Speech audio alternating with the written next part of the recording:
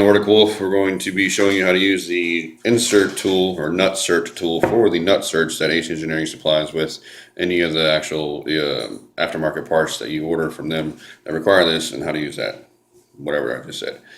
Bolt, one washer on the top, in the middle, and here, and screw that on. Simple as that. Stay tuned. I'll be showing you how to use that. This is the end product. This is what you get from Ace Engineering. It's a pack of the nutserts themselves. Just looks like it's a brass coated piece of like aluminum or stainless steel, one of the two, and then a stainless steel Allen head type bolt, which would then in the end product be screwed into the body, which the nutsert is already into. So we'll go look like that, pretty much. And then you take that and you screw that in here to hold on whatever aftermarket part that you got for the Jeep with the actual fender delete kit or the rock sliders that they have. So there's that. What you're going to do is grab your nutsert tool, which is usually, it's going to be one washer, the long nut if you want to call that, another washer, and the bolt itself that they use to do this. And it comes with two washers like this. I lost the other one inside one of the Ruby rock rails in between the pinch and the actual rock rail itself. I'll get that whenever I upgrade that.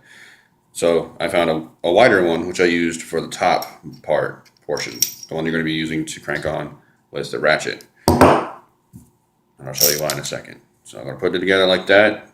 Put the washers on both ends. You take the nutsert, you screw it onto the threaded portion all the way down until you can't do it no more, of course. And then once you're done with that, you would apply some silicone or whatever you have, RTV sealant around these little gnarled edges right there, as you can see. Insert the nutsert, into the hole that you pre-drilled into the Jeep itself. I'm going to hold on to the middle section with a crescent wrench or an adjustable wrench. I use adjustable wrench in my case. Take the ratchet, put it on the top portion, okay, and start cranking to the right, of course. It's going to be kind of hard at first, but you're going to push through that and it's going to get easier. As it gets easier, you're going to keep cranking until you can't crank anymore. As you're doing that, what happens is the actual nutsert is being forced. This portion here is being forced this way because the threads are pushing this out, but this front part has nowhere to go, so it's getting widened. So as it's going backwards, the nutsert starts off like this, and as it starts to get widened, it starts obviously widening out. And that's when the knurling, or the teeth, for instance, here, hang on to the actual body, or the hole that you drilled inside the body, along with the RTV sealant.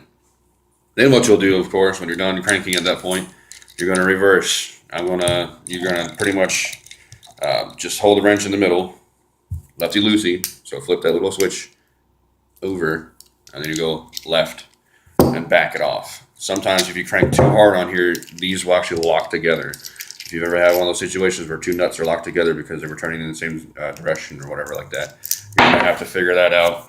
Sometimes it works doing a certain way for two nutserts. Sometimes it works another completely different way for loosening it on another nutsert. So that's pretty much how you use the nutsert tool. You just put, it should come already assembled, but one washer above the bolt head on the non-threaded side, of course, or below it. The actual long nut, insert through there, and then the small washer on the other end. And then put your nutsert on first. Put the RBT sealant on there, put it into the body. The reason why I say do this way is because you have everything in one hand. So you can also, instead of holding the nutsert, try to put the actual silicone on it and getting your hands all dirty, and then trying to touch the Jeep or do whatever other parts, you can just hold on to it by this. And not only that, you can angle it inside the Jeep the way you need it before you crank it. And if you need to, you can use this as a little persuasion point to where you can take the ratchet or a hammer and tap that piece in there without trying to hold on to the nutsert very smallly and just beat your fingers all to hell trying to get that in there. But other than that, that's pretty much how you use the nutsert tool. It's pretty simple. Simple mechanics are implied here. This is actually like something you could go to a hardware store like Ace or Lowe's or Home Depot or whatever and make yourself if you wanted to. problems is that your NutSert threads are going to have to match. So find out the threads and you can do it yourself. Hopefully that helps you guys in the long run on how to actually use that. It's really simple. It's just painstaking and it's going to be extremely tiring. I think for the day after I was done doing those NutSert tools, my wrist was hurting here. That's also because I shoot a lot, but it was hurting here. And then I've had some type of form of like tennis elbow, which I've also had problems with that in the future, past. So you're just going to be worn out for that because you're going to be using muscles that you probably haven't used before. Again, hopefully that helps. This is Nordic Wolf, signing out.